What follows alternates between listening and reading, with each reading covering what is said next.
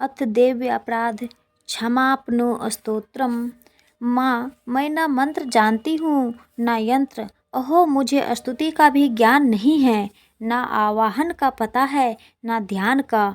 स्तोत्र और कथा की भी जानकारी नहीं है, ना तो तुम्हारी मुद्राएं जानती हूँ और न मुझे व्याकुल होकर विलाप करना ही आता है।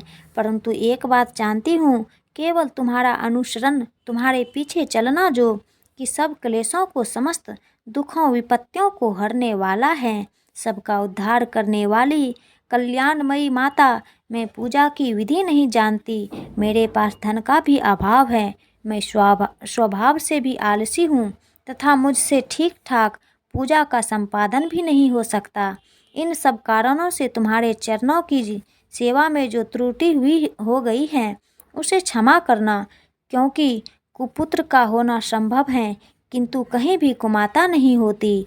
माँ, इस पृथ्वी पर तुम्हारे सीधे साधे पुत्र तो बहुत से हैं, किंतु उन सब में मैं ही अत्यंत चपल तुम्हारी बालक हूँ। मेरे जैसा चंचल कोई विरला ही होगा। सिवे मेरा जो यह त्याग हुआ है, यह तुम्हारे लिए कदापि उचित नहीं है, क्योंकि संसार में कुपुत्र का होना संभव है किंतु कहीं भी कुमाता नहीं होती। जगदम्ब मात, मैंने तुम्हारे चरणों की सेवा कभी नहीं की। देवी, तुम्हें अधिक धन की समर्पित नहीं किया, तथापि मुझ जैसे अधम पर जो तुम अनुपम स्नेह करती हो, इसका कारण यही है कि संसार में कुपुत्र पैदा हो सकता है किंतु कहीं भी कुमाता नहीं होती। गणेश जी को जन्म देने वाली माता पार्वती अन्य देवताओं की आराधना करते समय मुझे नाना प्रकार की सेवाओं में व्यग्र रहना पड़ता है, इसलिए 85 वर्ष से अधिक अवस्था बीत जाने पर मैंने देवताओं को छोड़ दिया है। अब उनकी सेवा पूजा मुझसे नहीं हो पाती, अतएव उनसे कुछ भी सहायता मिलने की आशा नहीं है। इस समय यदि तुम्हारी कृपा नहीं होगी तो मैं अवलंबित होकर किसकी शरण में जाऊंगा। माता अपर्णा, तुम्हारे मंत्र का एक अक्षर भी कान में पड़ जाए तो उसका फल यह होता है कि मूर्ख चंडाल भी मधुपाक के समान मधुर वाणी का उच्चारण करने वाला उत्तम वक्ता हो जाता है।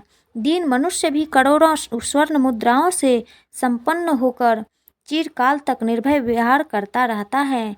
जब मंत्र के एक अक्षर के श्रवण का ऐसा फल है, तो जो लोग विधि पूर्वक जप में लगे रहते हैं, उनके जप से प्राप्त होने वाला उत्तम फल कैसा होगा, इसको कौन मनुष्य जान सकता है।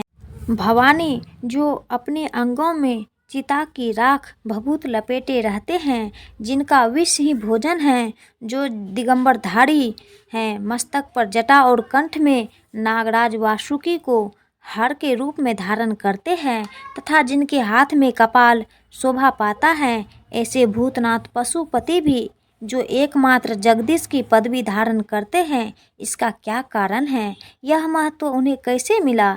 यह केवल तुम्हारे पाणी ग्रहण की परिपाटिका का फल है। तुम्हारे साथ विवाह होने से ही उनका महत्व बढ़ गया है। मुख्य में चंद्रमा की शोभा धारण करने वाली माँ, मुझे मोक्ष की इच्छा नहीं है, संसार के वैभव की भी अभिलाषा नहीं है, ना विज्ञान की अपेक्षा है, ना सुख की आकांक्षा। अतः तुमसे मेरी यही याचना है कि मेरा जन्म मृडानी, रुद्रानी, शिव, शिवा, भवानी इन नामों का जप करते हुए बीते। माँ श्यामा, नाना प्रकार की पूजन सामग्रियों से कभी विधि पूर्वक तुम्हारी आराधना मुझसे ना हो सकी। सदा कठोर भाव का चिंतन करने वाली मेरी वाणी ने कौन सा अपराध नहीं किया है, फिर भी तुम स्वयं ही प्रयत्न करके मुझ अनाथ पर जो किंचित कृपा दृष्टि रखती हो, माँ, यह तुम्हारे ही योग्य है।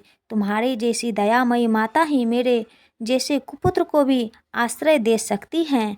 माता दुर्गे, करुणा सिंधु महेश्वरी, मैं विपत्तियों में फंसकर आज जो तुम्हारा स्मरण करती हूँ, पहले कभी नहीं करती रही। इसे मेरी सरता ना मान लेना, क्योंकि भूखे प्यासे पीड़ित बालक माता का ही स्मरण करते हैं। जगदम्ब, मुझ पर जो तुम्हारी पूर्ण कृपा बनी हुई है, इसमें आश्चर्य की कौन सी बात है।